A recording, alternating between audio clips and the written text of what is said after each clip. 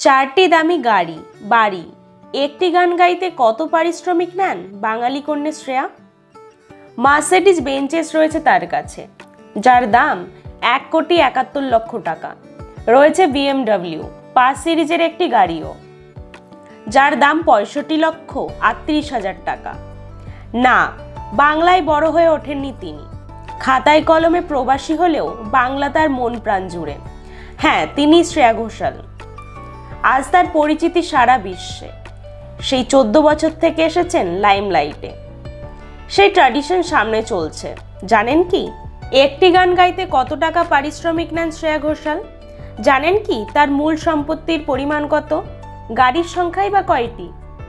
মাত্র 14 বছর বয়সে এক রিয়েলিটি শো থেকেই উত্থান শ্রেয়ার। সেই শোয়ে বিজয়ী হওয়ার পরে আর পেছনে ফিরে তাকাতে হয়নি তাকে।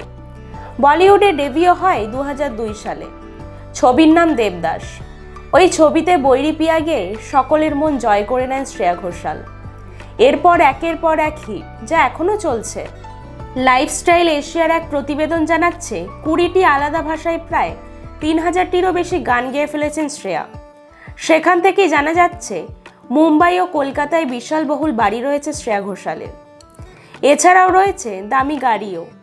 1,69,00,000 টাকার রেঞ্জ রোভার থেকে শুরু করে 2,80,00,000 টাকার আরও একটি রেঞ্জ রোভার রয়েছে শ্রেয়ার কালেকশনে। এখানেই শেষ নয়, মার্সিডিজ বেঞ্চেসও রয়েছে তার কাছে, যার দাম 1,71,00,000 টাকা। রয়েছে BMW 5 সিরিজের একটি গাড়িও, যার দাম 65,38,000 টাকা।